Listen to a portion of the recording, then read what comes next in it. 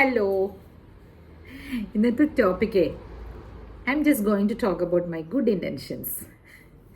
ഇത് സർക്കാസ്റ്റിക്കലി പറഞ്ഞ കേട്ടോ. ആരെങ്കിലും എന്തെങ്കിലും കടുവ സാധനങ്ങളില്ലേ എന്ന് പറഞ്ഞാൽ ഭയങ്കര കട്ടിയായിട്ടുള്ള പറയാൻ പാടില്ലാത്ത ചില കാര്യങ്ങൾ പറഞ്ഞിട്ട് പറയേ എൻ്റെ ഇൻറ്റൻഷൻസ് കറക്റ്റാണ് കേട്ടോ, ഞാൻ നിങ്ങളോട് പറയാൻ വന്നത് നിങ്ങൾ നന്നാകാൻ വേണ്ടിയിട്ടാണ് എന്ന് പറയും. അതിൻ്റെ ഉത്തമമായിട്ടുള്ള ഉദാഹരണങ്ങൾ നമ്മുടെ അച്ഛനും അമ്മയും ബാഡ് പേരൻറ്റിങ് നടത്തുമ്പോൾ അവരെന്താ പറയാന്നറിയോ? നമ്മൾ ഇവിടുന്ന് കരയും മലറും വിളിക്കും എല്ലാം കഴിയുമ്പോൾ അടുത്ത് വന്നിരുന്നിട്ട് പറയും, നീ നന്നാവാൻ വേണ്ടിയിട്ടല്ലേ മോളെ, നിനക്ക് വേണ്ടിയിട്ടല്ലേ ചെയ്യുന്നത്. എന്തായിരിക്കും? ഒരു എക്സാമ്പിളാണ് ഞാൻ പറയുന്നത്. എവിടെയെങ്കിലും ദൂരെ ടൂറിന് പോവാണ്, ഫ്രണ്ട്സ് എല്ലാവരും പോകുന്നുണ്ട്, നമ്മളെ മാത്രം വിടുന്നില്ല. നമ്മൾ ഒരുപാട് കരഞ്ഞും പിടിച്ചും എല്ലാം ചോദിക്കും, എന്നെ ഒന്ന് വിടുവോ, എന്നെ ഒന്ന് വിടുവോ, എൻ്റെ ഫ്രണ്ട്സൊക്കെ പോകുന്നുണ്ട്, 1 നൈറ്റ് ആണ്, അല്ലെങ്കിൽ സിസ്റ്റേഴ്സിൻ്റെ ഒക്കെ കൂടെ ആണല്ലോ, ഒന്ന് വിടുമോ എന്ന് ചോദിച്ചാൽ വിടില്ല. എന്ത് ചെയ്താൽ വിടില്ല, പറയും ഇല്ല ഇല്ല അതൊന്നും ശരിയാവില്ല, നിനക്കൊന്നും അത് പറ്റുമൊന്നുമില്ല, നിന്നെ വിടുന്നത് ഞങ്ങൾക്ക് ഇഷ്ടമല്ല, ഇത്രയേ ഉള്ളൂ, കഴിഞ്ഞു. അവസാനം പിന്നെ കരഞ്ഞ് ആ ടൂറ് പോവും. നമ്മൾ പോകത്തില്ല, നമ്മളെ വിടൂല. വേറെ ആൾക്കാരൊക്കെ പോയിട്ട് വന്നപ്പോൾ അവരുടെ കഥ പറഞ്ഞതും ഊട്ടിയിൽ നിന്ന് കൊണ്ടുവരുന്ന ആ പൂക്കളൊക്കെ ഇല്ലേ, ഡ്രൈ പൂക്കൾ കൊണ്ടുവരും, ഒരു മഞ്ഞ കളറിലെ എവർ ലാസ്റ്റിംഗ് ഫ്ലവർ എന്ന് പറഞ്ഞിട്ട് ആ പൂക്കൾ കൊണ്ടുവന്ന് എല്ലാവർക്കും കൊണ്ടുവരും. നമുക്കൊക്കെ പോകാത്തവർക്കൊക്കെ എന്തൊരു വിഷമമായിരിക്കും എന്നറിയോ അതൊക്കെ മേടിച്ച് കയ്യിൽ വെക്കുമ്പോൾ. അപ്പം ഞാൻ ഇങ്ങനെ സങ്കടപ്പെട്ടിട്ട് ഞാൻ ഒരു പ്രാവശ്യം എൻ്റെ അമ്മയുടെ അടുത്ത് ഇരുന്ന് ഇങ്ങനെ പറഞ്ഞു, അമ്മ നോക്കമ്മ, ഇപ്പം കിട്ടുന്ന ഈ സന്തോഷം കുറേ വർഷങ്ങൾ കഴിയുമ്പോൾ എനിക്ക് എപ്പോൾ വേണമെങ്കിലും എനിക്ക് ടൂർ പോകാൻ പറ്റുമായിരിക്കാം. ലൈക്ക് ഞാൻ ജോലിയൊക്കെ ചെയ്യുമ്പോൾ ഇപ്പം കിട്ടുന്ന ഈ സന്തോഷം, ഈ ഫ്രണ്ട്സിൻ്റെ കൂടെ പോകുന്നത്, അവരും വീടുകളിൽ നിന്ന് വരുന്നതല്ലേ, അവർക്കും അച്ഛനും അമ്മയുള്ളവരല്ലേ, അവർ നമ്മളെ പോലെ തന്നെയല്ലേ എന്ന് ഞാൻ ചോദിക്കുമ്പോൾ അമ്മ ഒരു പ്രാവശ്യം എന്ത് ചെയ്തു, ശരി എന്നാൽ പോയിട്ട് വരുമെന്ന് പറഞ്ഞ് എന്നെ ഗോവയ്ക്ക് ടൂറിന് വിട്ടു. സ്കൂളിലെ ടൂറിന്. സ്കൂൾ ടൂർ അറിയാലോ എങ്ങനെയായിരിക്കും എന്നുള്ളത്. പോയി. പക്ഷെ ഇന്നും ഉണ്ടല്ലോ ആ ഗോവയിലെ ചാപ്പലിൽ പോയതും സിസ്റ്റേഴ്സിൻ്റെ കൂടെ കിടന്നുറങ്ങിയതും സ്കൂൾസിലൊക്കെയാണ് അവർ അറേഞ്ച് ഒക്കെ ചെയ്യുക. അതൊക്കെ ഒരു നല്ല ഒരു ഓർമ്മയാണ്, മനസ്സിലായോ? അപ്പോൾ ആ അമ്മയുടെ ആദ്യത്തെ ഇൻറ്റൻഷൻ എന്തായിരുന്നു? ഇൻറ്റൻഷൻ എന്താ അമ്മ പറയണേ? അമ്മ പറയുന്നത്, ഞാൻ നിന്നെ സൂക്ഷിച്ച് നിന്നെ കൈകാര്യം ചെയ്യാൻ വേണ്ടിയിട്ട്, അല്ലെങ്കിൽ നിന്റെ സുരക്ഷയ്ക്ക് വേണ്ടിയിട്ടാണെന്ന് പറഞ്ഞു. ആ അന്നത്തെ ഗുഡ് ഇൻറ്റൻഷൻ ആദ്യം വിടാതിരുന്നത്. ഞാൻ രണ്ടാമത് പോയി സുരക്ഷിതമായിട്ട് തന്നെയല്ലേ തിരിച്ചു വന്നത്. അപ്പോൾ അമ്മയുടെ ഇൻറ്റൻഷൻ ബാഡായില്ലേ? അതായത് അമ്മ വിചാരിച്ച ആ ഇൻറ്റൻഷൻ വാസ് നോട്ട് ദി എന്താ പറയുക ഇഫക്റ്റ് അല്ലേ? അപ്പോൾ എന്താ അവിടെ സംഭവിച്ചേ? നമ്മൾ ആ ഒരു നിമിഷത്തിൽ കരഞ്ഞതും വിടിഞ്ഞതും എല്ലാം അമ്മയ്ക്ക് എഗൻസ്റ്റ് ആയിട്ട് എൻ്റെ മനസ്സിലിരുന്നല്ലോ, എന്നാലും എന്നെ വിട്ടില്ലല്ലോ. അങ്ങനെ അതൊരു ഉദാഹരണമാണ് ഞാൻ പറയുന്നത്. ഇനി ഒരു കാര്യം എന്താണെന്ന് വെച്ചാൽ, പഠിക്കാൻ പോകുന്നത് പൈസ കൊടുത്തിട്ട്. പണ്ടൊക്കെ മെഡിക്കൽ കോളേജസ് കുറവായിരുന്നല്ലോ, ഇപ്പോഴാണ് ഇത്രയധികം. അന്ന് കർണാടകയിലുള്ള മെഡിക്കൽ കോളേജസ്, അതായത് മെഡിസിന് സീറ്റ് വാങ്ങിച്ച് പഠിക്കുന്ന കോളേജസ്. പക്ഷേ എനിക്ക് ഭയങ്കര ആഗ്രഹമായിരുന്നു പോകാനായിട്ട്, എന്നെ വിട്ടില്ല. എനിക്ക് മെഡിസിന് ചേരാൻ പറ്റിയില്ല. അപ്പോൾ എന്താ പറയുന്നത്, സ്വന്തം കഴിവുകൊണ്ട് വേണം നിങ്ങൾക്ക് പോകാനായിട്ട്, അല്ലാതെ ഞങ്ങൾ പണിയെടുത്ത കാശുകൊണ്ട് അങ്ങനെ പറഞ്ഞു. അതെന്തിനാ അങ്ങനെ പറഞ്ഞതെന്ന് ചോദിച്ചാൽ, നിങ്ങൾ നല്ലപോലെ ശ്രമിക്കണം, എന്നിട്ട് നിങ്ങൾക്ക് സ്വന്തമായിട്ട് ഇത് വേണം, അങ്ങനെയൊക്കെ. ചില സമയത്ത് നിങ്ങൾ കണ്ടിട്ടില്ലേ, ഒരു കുഴിയിൽ എന്തെങ്കിലും ഒരു ചെറിയ ബാരലോ അങ്ങനത്തെ സാധനമില്ലേ ഇങ്ങനെ തള്ളിക്കൊണ്ടുപോകണം, അതൊന്ന് കുഴിയിൽ വീണാൽ നമ്മൾ എന്താ ചെയ്യുക? തള്ളി കൊടുക്കണം അല്ലേ? തന്നെ അതിന് പോകാൻ പറ്റത്തില്ല, ഒന്ന് തള്ളി കൊടുക്കണം. അല്ലെങ്കിൽ കാളവണ്ടികൾ പണ്ടത്തെ, നമ്മളൊന്ന് ജസ്റ്റ് അത് വീഴുമ്പോൾ ആ കാളവണ്ടിക്കാരൻ ഇറങ്ങി പതുക്കെ ഒരു കൈ കൊടുക്കണം. അങ്ങനെ കൈ കൊടുക്കുമ്പോൾ സുഖമായിട്ടത് വലിച്ചുകൊണ്ട് പോകും. അതുപോലെ തന്നെയല്ലേ ഈ വിദ്യാഭ്യാസത്തിൻ്റെ കാര്യം എന്ന് പറയുന്നത് അല്ലേ? നമ്മളുടെ കാര്യങ്ങളിൽ നമുക്ക് കുറച്ച് ചില സമയങ്ങളിൽ നമുക്കൊരു കൈത്താങ്ങ് ആവശ്യമാണെന്നേ. അങ്ങനെ ഉണ്ടെങ്കിൽ മാത്രമാണ് ചിലപ്പോൾ നമുക്ക് മുന്നേറാൻ പറ്റുള്ളൂ. പക്ഷേ എപ്പോഴും ഒന്നും പഠിക്കാതെ 100-50 മാർക്കൊക്കെ വാങ്ങിക്കുന്ന കുട്ടികളെ കൊണ്ടുപോയിട്ട് പ്രൊഫഷണൽ കോഴ്സസിന് ചേർത്ത് കഴിഞ്ഞാൽ, പൈസ കൊടുത്ത് ചേർത്ത് കഴിഞ്ഞാൽ ബുദ്ധിമുട്ടാകും. അത് ഉറപ്പായിട്ട് ബുദ്ധിമുട്ടാകും. അപ്പോൾ ഇൻറ്റൻഷൻസ് എന്ന് പറയുന്നത് ആക്ഷൻസ് എങ്ങനെ വരും, അപ്പോഴാണ് ഈ ഇൻറ്റൻഷൻസ് ഗുഡോ ബാഡോ ആകുന്നത്. ശരിയല്ലേ? പറഞ്ഞു വരുന്ന ആ ഒരു ട്രിക്കി പോയിന്റാണ്. എന്ന് പറഞ്ഞാൽ ഗുഡ് ഇൻറ്റൻഷൻസ് ഓടെ നമ്മളെ ഒരു സ്ഥലത്ത് വിടാതിരുന്ന് കഴിഞ്ഞിട്ട് ബാക്കി കുട്ടികളെല്ലാം സേഫായിട്ട് വന്നു കഴിയുമ്പോൾ ഈ കുട്ടിക്ക് വിഷമം, അപ്പം അതെന്തായി, ഈ അമ്മ ബാഡ് ഇൻറ്റൻഷനോട് കൂടിയാണ് എന്നോട് അങ്ങനെ ചെയ്തതെന്ന് എനിക്ക് തോന്നാം. അതൊന്ന്. രണ്ടാമത്തെ കാര്യം, എനിക്ക് മെഡിക്കൽ സീറ്റ് വാങ്ങിച്ചു തന്നില്ല.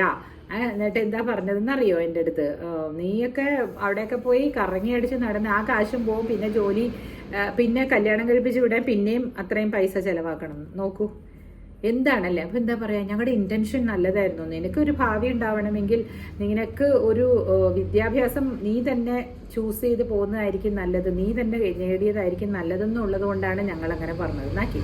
ഇതൊക്കെ ഒരു ചെറിയ ടോക്സിസിറ്റിയുടെ ഭാഗമാണ്. അവർക്ക് പൈസ ചെലവാക്കാൻ പറ്റത്തില്ലെങ്കിൽ just turning the tables against you. നമ്മൾ അന്തം വിട്ട് ഇങ്ങനെ നിൽക്കും. കുട്ടികളല്ലേ, നമുക്ക് അത്ര അങ്ങോട്ട് റിയാക്ട് ചെയ്യാനുള്ള ഒരു കരുത്തുമില്ല, അറിവുമില്ല. എന്തെങ്കിലും വന്ന വഴി എന്താ പറയാ, അങ്ങനെ അവർ തെളിച്ച വഴിയിൽ നമ്മളങ്ങ് പോകാൻ തുടങ്ങും.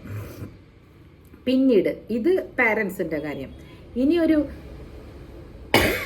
അമ്മാവനോ അമ്മായിയോ ഒക്കെ ഉണ്ടെന്ന് വിചാരിക്കും. അവരുടെ അടുത്ത് നമ്മൾ പോയിട്ടൊരു ഉദാഹരണത്തിന് ചോദിക്കുകയാണ്, എന്താ നമ്മളിനി ലൈഫിൽ ചെയ്യേണ്ടതെന്ന് ഒരു ചെറിയ എന്തെങ്കിലും ഒരു അഡ്വൈസ് പോലെ ചോദിക്കുകയാണെങ്കിൽ നമ്മളോട് പറഞ്ഞു തരുന്ന ചില അഡ്വൈസേഴ്സിനെ കണ്ടിട്ടുണ്ടോ? പെട്ടെന്ന് ജോലി കിട്ടാൻ വേണ്ടിയിട്ട് ടൈപ്പ് റൈറ്റിംഗ് പഠിക്കുന്നു. എവിടെ? ഈ കുട്ടി നല്ല മിടുക്കിയാണ്, SSLCക്ക് നല്ല ഹൈ ഡിസ്റ്റിങ്ഷൻ മാർക്കുണ്ട്, നല്ല മിടുക്കിയായിട്ട് കാര്യങ്ങൾ നടത്തുന്ന കുട്ടി എൻട്രൻസിന് കിട്ടാത്തത് കൊണ്ട് ലിറ്ററേച്ചറിന് ചേർന്നു. എൻ്റെ കാര്യം തന്നെയാണ് കേട്ടോ. അപ്പോൾ പോയിട്ട് ചോദിച്ചപ്പോൾ ഇനി ലിറ്ററേച്ചർ കഴിഞ്ഞ് എന്ത് പഠിക്കണമെന്ന് ചോദിച്ചപ്പോൾ ഞാൻ എൻ്റെ മനസ്സിൽ MBA അല്ലെങ്കിൽ ലോ കോളേജ് ഇതായിരുന്നു ഞാൻ വിചാരിച്ചുകൊണ്ടിരുന്നത്, അല്ലെങ്കിൽ MA. ഇത് മൂന്നെണ്ണമാണ് എൻ്റെ മനസ്സിലുണ്ടായിരുന്നത് കേട്ടോ. അപ്പോൾ എനിക്കൊരു പ്രൊഫഷണൽ കോഴ്സിന് പോകുന്നതാണ് നല്ലതെന്ന് എൻ്റെ മനസ്സിൽ തോന്നി. എന്താണെന്ന് വെച്ചാൽ നമ്മൾ MA പഠിച്ചാലും പിന്നെ B.Ed എടുക്കണം, എന്നാലേ ടീച്ചർ ആകാൻ പറ്റുള്ളൂ. പിന്നെ അതും ഈ പറഞ്ഞ പോലെ അന്നൊക്കെ ഈ പൈസ കൊടുത്ത് വാങ്ങിക്കുന്ന സമ്പ്രദായമാണ് എല്ലായിടത്തും. അതെന്തായാലും വേണ്ട, നമുക്ക് കിട്ടുന്ന നമ്മുടെ മാർക്ക് അനുസരിച്ച് കിട്ടുന്ന കോളേജിൽ പോകാമെന്ന് പറഞ്ഞ് ഞാൻ അങ്ങനെ ഇരിക്കുകയാണ്. അപ്പോഴാണ് വെറുതെ ഞാൻ ചോദിച്ചതാണ് എൻ്റെ ഒരു ആൻറ്റിയുടെ അടുത്ത്.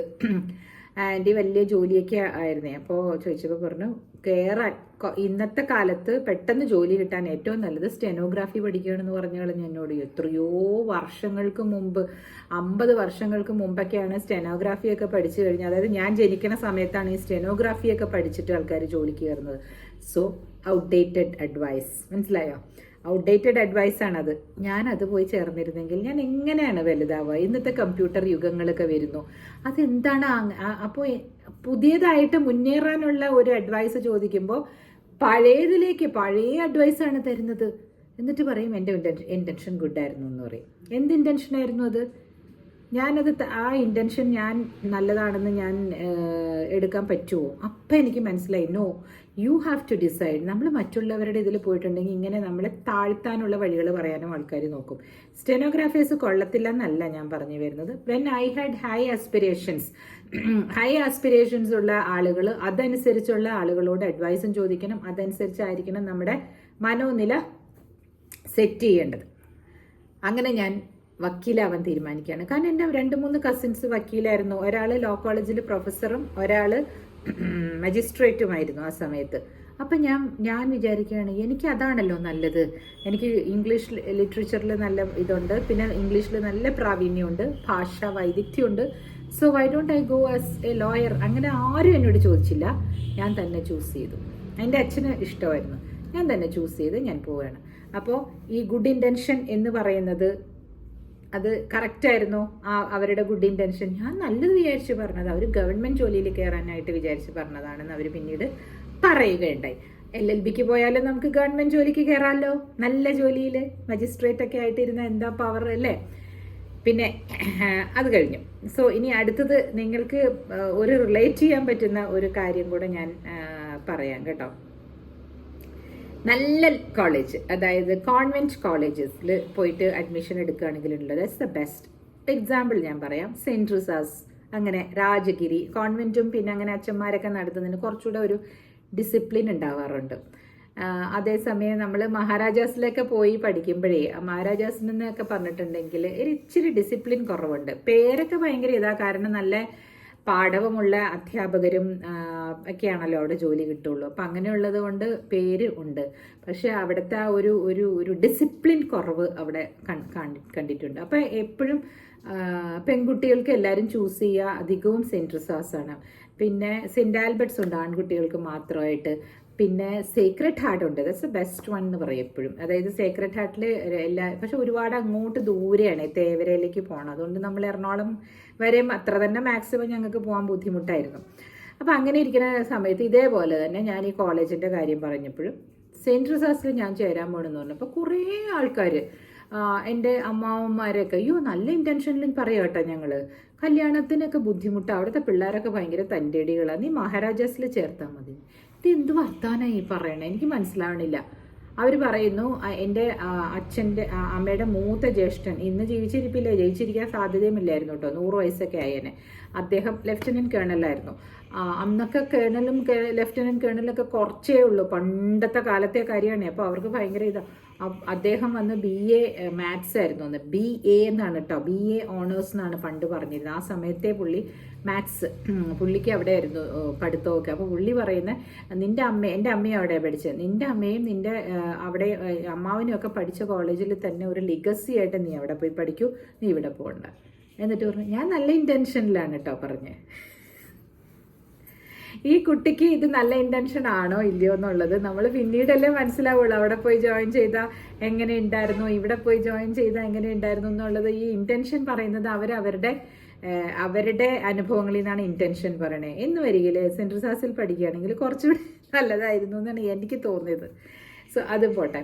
ഇവരുടെ ഈ നല്ല ഗുഡ് ഇൻറ്റൻഷൻസിൽ പറയുന്ന കാര്യങ്ങൾ എപ്പോഴും കൾമിനേറ്റ് ചെയ്യണത് നല്ല റിസൾട്ടിലായിരിക്കില്ല കേട്ടോ.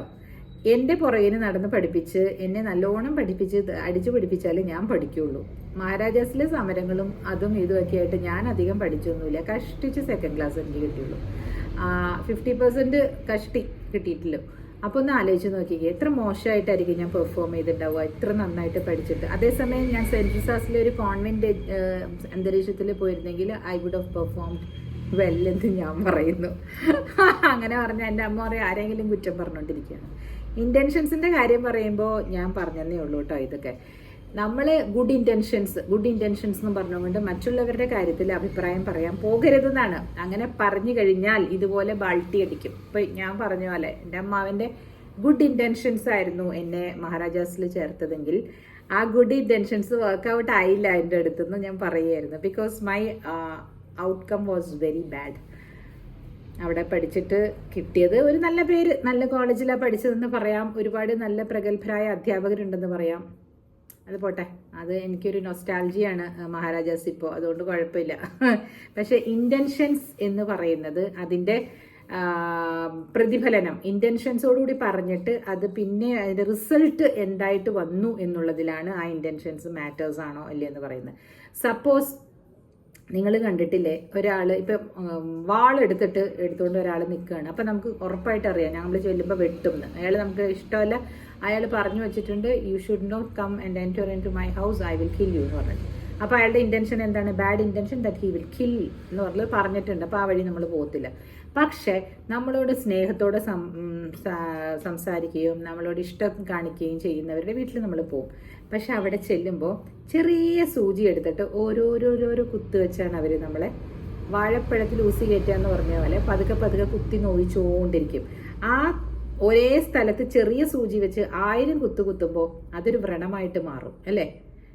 ഞാൻ ഗുഡ് ഇൻറ്റൻഷനിലാണ് കുട്ടി പറയുന്നത്, കുട്ടിയുടെ കാര്യങ്ങളൊക്കെ ഒന്ന് നേരെയാൻ വേണ്ടിയിട്ടാണ്. എന്നിട്ട് എന്തെങ്കിലും ഒരു പാര പോലെ ഒരു കുത്തും. ഓഹ്, എന്നാലും നിനക്ക് നിൻ്റെ അച്ഛനും അമ്മയും നിന്നെ ഡോക്ടറാക്കിയില്ലല്ലോ, നിന്നെ ഇതിന് തന്നെയല്ലേ വിട്ടുള്ളൂ. നീ ഒരു നല്ല ഉഗ്രൻ ഡോക്ടറായാണ്. അവിടെ ഒരു കുത്ത്. നമ്മൾ തിരിച്ച് വീട്ടിൽ വരും, എന്ത് ചെയ്യും? അച്ഛനും അമ്മയായിട്ട് വഴക്ക് തുടങ്ങും.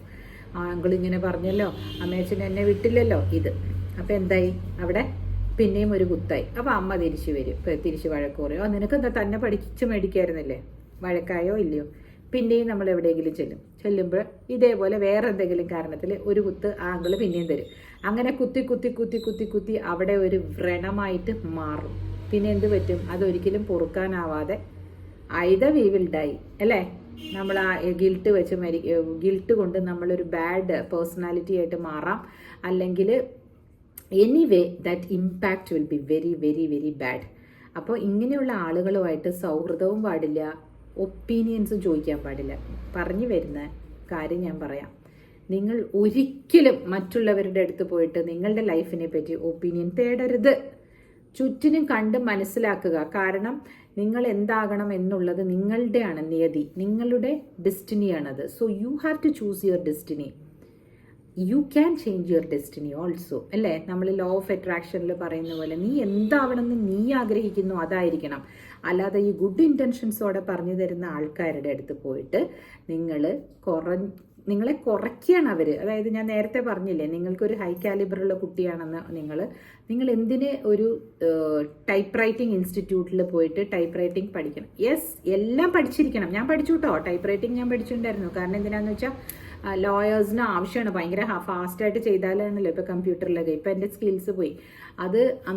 പക്ഷേ അത് പറയേണ്ടത് ഏത് രീതിയിലായിരിക്കണം? It is not to join the stenographers guild. It is only to have a stepping stone, അല്ലെങ്കിൽ ഓൺലി ടു ഹോൺ യുവർ എന്താ പറയുക skills. You can learn stenography or typewriting. അത് ഇന്നത്തെ കാലത്ത് ആവശ്യമേ ഇല്ല. കാരണം we are just using computers, അല്ലേ? സ്റ്റെനോഗ്രാഫിയുടെ പണിയൊക്കെ കമ്പ്യൂട്ടർ ചെയ്തോളും. അപ്പോൾ പിന്നെ എന്തിനാ അത് വെറുതെ നമ്മൾ മൈക്കിൽ പറഞ്ഞാൽ മതി. ഇറ്റ് വിൽ ബി ഗെറ്റിംഗ് എന്താ പറയുക typed out by the computer or AI. അങ്ങനത്തെ കാലത്താണ് നമ്മൾ ജീവിക്കുന്നത്. സോ ഔട്ട്ഡേറ്റഡ് ആയിട്ടുള്ള സാധനങ്ങളൊക്കെ പറഞ്ഞു തരും. ഇന്ന് ഞാൻ വരുന്ന ഒരു കുട്ടിയുടെ അടുത്ത്, മാം എനിക്കൊരു കരിയർ അഡ്വൈസ് തരൂ, അയ്യോ എന്ന് ഞാൻ പറയും. കാരണം എന്താണെന്നറിയോ? I am not equipped for the career advice.